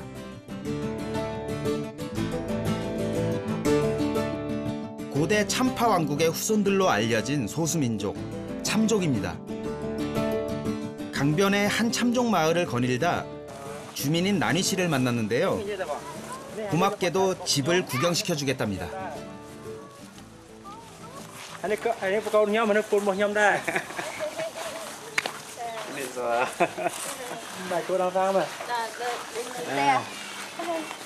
모두 7 식구가 살고 있는 나니 씨의 집은 구조가 참 독특한데요.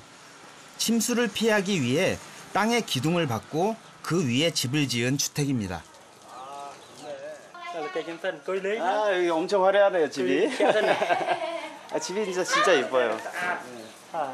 야, 여기 엄청 높네. 야, 이게 대나무로만 이렇게 걸쳐놨구나, 진짜.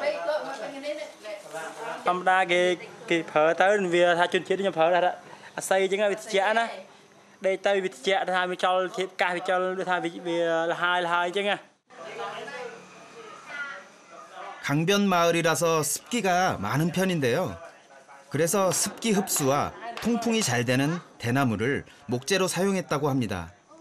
참족 사람들의 지혜가 돋보이는 집입니다. 짬 이슬람. 진짜 짬 이슬람. 국민의 95%가 불교를 믿는 캄보디아에서 참족의 대부분은 이슬람교를 믿고 있습니다. 이로 인해 과거에는 심한 박해를 받기도 했는데요. 하지만 오랜 세월 굳건한 믿음으로 자신들만의 전통과 삶을 지켜왔습니다.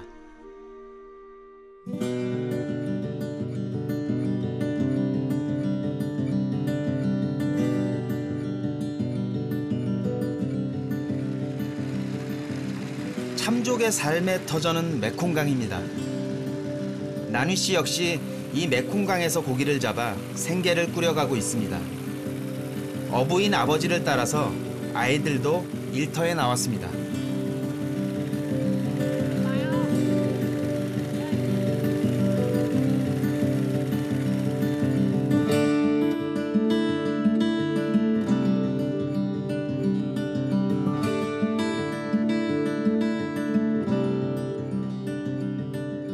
아버지를 도와 능숙한 솜씨로 그물을 내리는 아이들.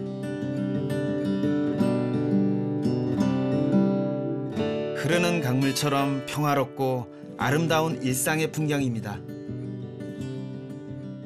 아버지는 뭐 워낙 오래 하셨으니까 잘하시겠지만 이 친구들도 전문가인데요, 전문가. 이 친구가 진짜 잘해요. 그 어망 정리하고. 땅떡 마이. 어느새 그물을 걷어 올릴 시간입니다. 이번에는 큰아들이 일손을 보탭니다. 그물을 내리는 일보다 끌어올리는 일이 더 힘에 부치기 마련인데요. 곁에서 묵묵히 아버지를 돕는 의젓한 아들입니다.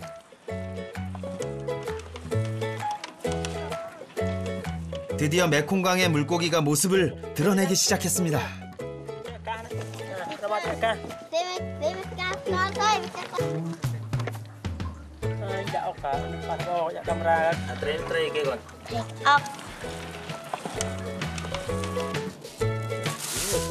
다양한 종류의 물고기가 잡혔는데요.ពីខែនេះទៅយើងរត់ត្រីបានច្រើនហ្មងទីហៀលទៅបានត្រីឆ្វៀតអញ្ចឹង tao tha đo kha tắc lá nó bàn với nhá thầy làng mò thì thầy hiền tới thầy ấy mới thầy phè thì ấy đi làng nữa khai đấy thầy sót đó.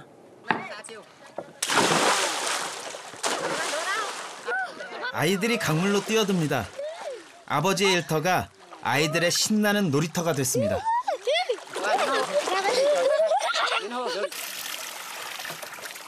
저도 시원한 메콩강물에 발을 담궈봤습니다.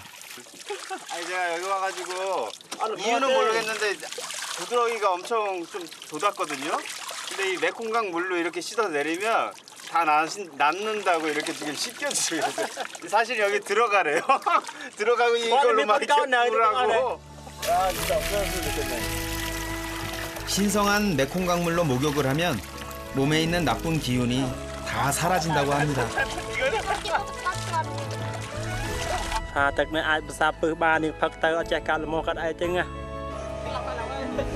처음엔 농담이라고 생각했는데 나뉘 씨가 컵에 메콩강물을 담습니다. 그리고는 아무렇지도 않게 황토물을 들이킵니다. 정말 괜찮은 걸까요? Tăng với tao cá nó ăn ấy đây. Tất bị lê dương video tôi thay từ lo bắt sát ta chơi pua bên nha. Ở sập thế. Cả họ sư nhau họ đang ở sập lê thế. 평생을 지켜온 삶의 터전. 그에게 메콩강은 생명수인지도 모르겠습니다.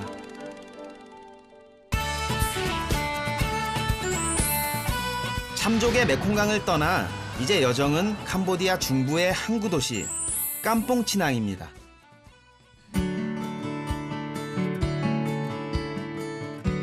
메콩강의 지류인 톤레삽강이 흐르는 도시 깜퐁치낭. 크메르어로 깜퐁은 항구, 치낭은 도자기란 뜻인데요. 이름 뜻 그대로 이곳에서 생산된 도자기는 강을 따라서 전국으로 보내진다고 합니다. 깜퐁치낭이라는 그 도자기 항구 그런 이름답게 집 곳곳마다 이렇게 도자기가 항아리가 이렇게 쌓여 있어요. 야 이쪽은 엄청 많네요. 이거. 여기는 이거 만드는 뭐 공장 정도인데 이게 양 자체가 어마어마하게 많네요.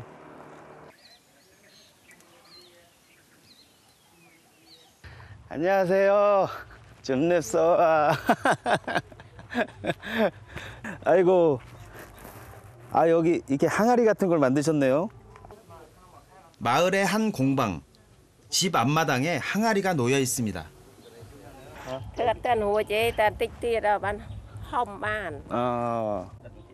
제가 좀 잡아봐도 돼요? 이렇게 잡아봐도 될까요? 아직 축축하네요. 이게 아직 그 건조가 안 돼서 이제 막 이렇게 빚으신 것 같아요. 아 그렇구나. 이거 안 돼. 이거 잡으면 안 되겠어요. 잡으면 안 돼. 이게 지금 아직 말랑말랑한 상태라서 이게 잘못 쥐면 이게 찌그러질 것 같아요. 여기 제가 만져서 살짝 들어간대요. 아유 죄송하게. 여기 살짝 들어갔어요. 어떻게 미안해서. 손으로 피고 계세요. 손으로. 가볼까요? 내친 김에 아주머니의 작업장을 구경해 보기로 했습니다.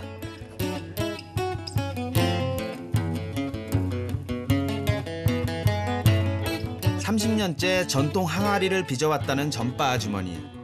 진흙을 나무 받침 위에 올려놓고 그 주위를 돌며 반죽을 다듬습니다.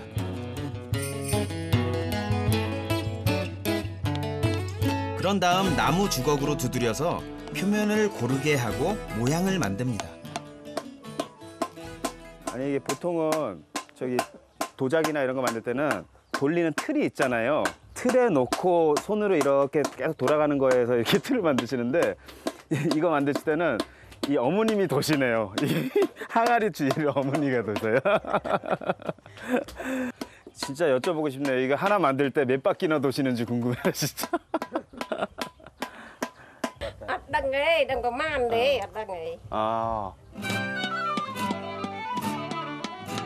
어느 정도 모양이 완성되면 항아리 안쪽과 바깥쪽에서 동시에 두드려줘야 합니다. 그래야 항아리의 두께가 고르게 나온답니다. 그렇게 빙글빙글 돌며 두드리기를 30분 남짓.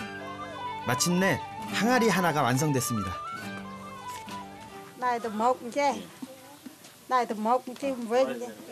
아, 이게 움직여야 이게 알았어요. 점도가 너무 세서 그냥 제자리에서 이렇게 두들기면 붙어요, 얘가. 그러니까 계속 움직이면서 이 시멘트를 움직여줘야지 이게 붙지가 않아요. 근데 이거 어렵다. 직접 해보니 이 두드림 하나에도 엄청난 내공과 기술이 필요하다는 걸 몸소 깨닫게 됩니다. 야, 이거 기술이네요. 이거 그냥 보통 사람은 못 하겠네요. 뭐 된다.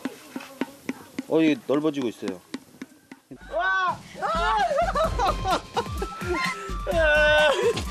찌그러졌어. 어떡해. 이거 어떡하지? 이거 어떡하지? 이게 어렵네요. 이게 내 생각 같이 안 돼요. 그냥 접어버리시네. 먹을게요.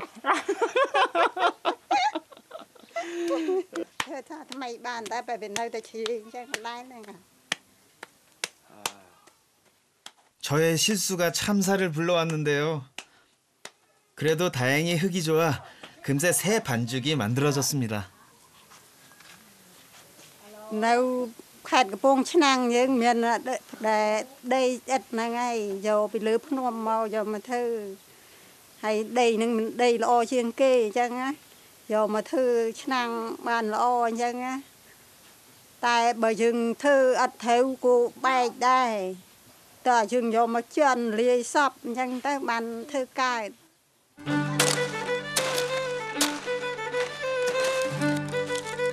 이제 햇볕에 잘 말린 항아리를 구울 차례. 먼저 나뭇잎을 태워 초벌구이를 합니다. đọt ao vì ở đau chăng nâng việc đau tới bàn dựng đọt tới vì ở bay. 이곳엔 가마가 따로 없습니다. 이렇게 일주일에 한 번 야외에서 불을 지핀다고 합니다. 30분간의 초벌구이가 끝나면 이번에는 항아리를 장작더미 위에 옮깁니다. 불이 고루 잘 퍼지도록 항아리를 엎어놓는 것이 중요합니다. 강도가 생겼어요. 확실히 마르니까 좀 급속도로 말린 거잖아요. 근데도 강도가 확실히 생겼네요. 이게 소리가 다를걸요? 완전 소리가 달라졌잖아요. 장작에 불을 붙이고 본격적으로 항아리 굽기에 돌입합니다. 위에는 볏짚이나 건초를 덮어 항아리 위까지 열이 가도록 해야 합니다.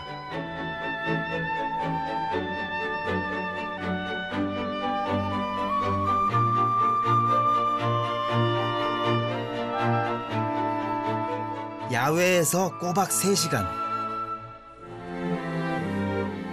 800도의 온도를 견디어낸 항아리들이 그 모습을 드러냈습니다. 조금은 거칠고 투박하지만 이 땅의 자연과 장인의 정성이 빚어낸 작품. 깐퐁치낭의 그릇이 완성됐습니다. 네, 안에 보면 약간 울퉁불퉁한 부분이 있는데 이게 다 손으로 만들었다는 증거가 있네요. 겉으로 보면 손으로 만든 느낌이 없는데 안으로 보면 다 이게 손자국들이 나 있어요. 어머니가 계속 이렇게 물레 대신 몸을 돌려가지고 만드신. 예. 또 이렇게 또 한 움큼이 또 구워졌네요. 쌀과 물을 담고 음식을 담게 될 이 항아리들은 이제 곧 새 주인을 찾아서 떠나가겠죠.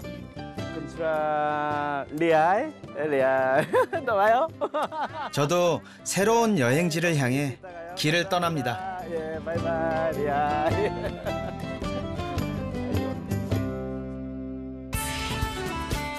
캄보디아의 젖줄 메콩강. 그 마지막 여정은 앙코르 유적의 도시 시엠림입니다.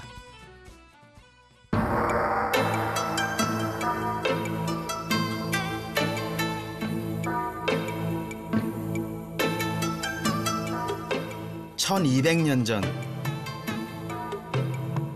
메콩강의 비옥한 평야와 풍요를 기반으로 이 땅에 강력한 제국이 탄생합니다. 600년 동안 인도차이나 반도를 지배했던 크메르 제국입니다.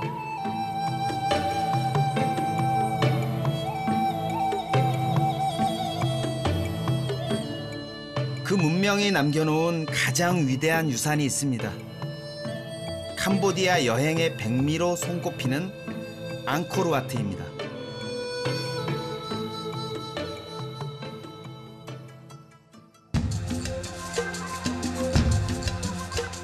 12세기 크메르 왕국의 전성기를 이끌었던 수리야바르만 2세는 힌두교 최고의 신인 비슈누에게 이 사원을 봉헌했습니다.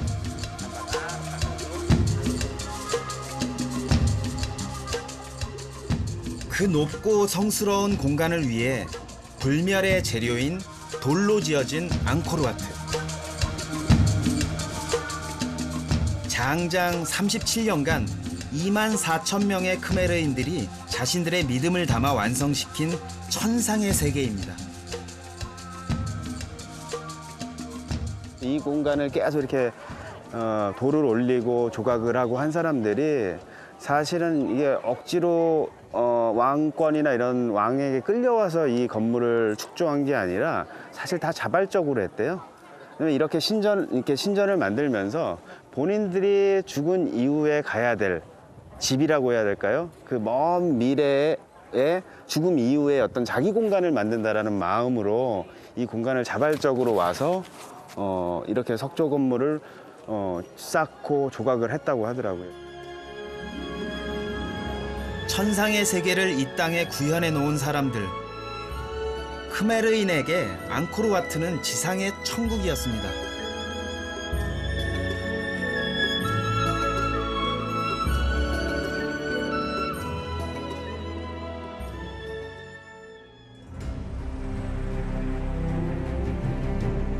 앙코르와트를 나와 마지막으로 들린 곳은 앙코르톰입니다. 앙코르와트 건설 후 75년 뒤에 세워진 이 성벽 도시는 자야바르만 7세가 만든 크메르 제국 최대의 수도입니다.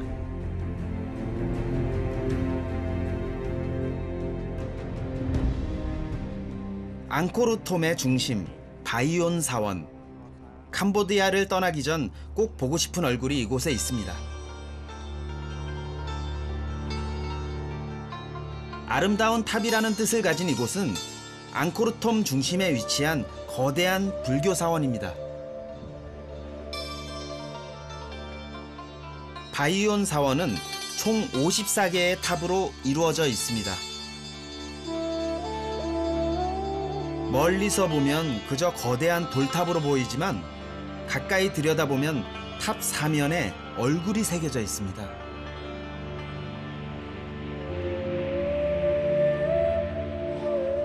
자야바르만 7세를 닮은 부처상을 새겨놓은 건데요. 크메르의 미소라고 불립니다. 근데 여기 이 탑의 얼굴을 보시면 아시겠지만 되게 온화한 표정을 갖고 있고 동서남북으로 이게 네 방향의 얼굴이 크게 있는데 이게 마치 세상을 되게 평화롭게 다스리는 어떤 왕의 표정일 수도 있다라는 생각이 들어요. 그리고 실제로 당시에 이런 공간들을 사원들을 신전들을 만들면서 세상에 자기 땅에 살고 이 나라에 사는 어떤 백성들을 생각들을 많이 해줬던 것 같아요. 그런 표정들이 담겨 있네요. 놀라운 것은 54개 탑에 새겨진 얼굴마다 표정이 다 다르다는 사실입니다. 천의 얼굴을 가진 배우처럼 말이죠. 제가 표정을 한번 그럼 따라해 볼까요? 이거 진짜 웃기다. 감독에서 배우로 잠시 변신을 해봤는데요. 웃는 거예요 지금. 어려워요. 이거는 그냥 연기로 나올 수 있는 게 아니에요. 충분히 이 사람 안에 사랑과 아까 말했던 이 석상이 네 방향을 바라보는 자비로움, 평등, 정 이런 것들이 있어야지 나올 수 있는 표정인 거죠. 이 이 얼굴을 조각한 분도 이게 어떤 기술적으로 조각한 게 아니라 그런 마음을 충분히 느끼면서 저 얼굴을 이렇게 조각을 하지 않았나 싶어요. 이 얼굴을 바라보다 문득 여행에서 만났던 사람들이 떠올랐습니다. 그들이 있어 언제나 영화 같았던 캄보디아. 제 여행의 결말은 그래서 해피엔딩입니다.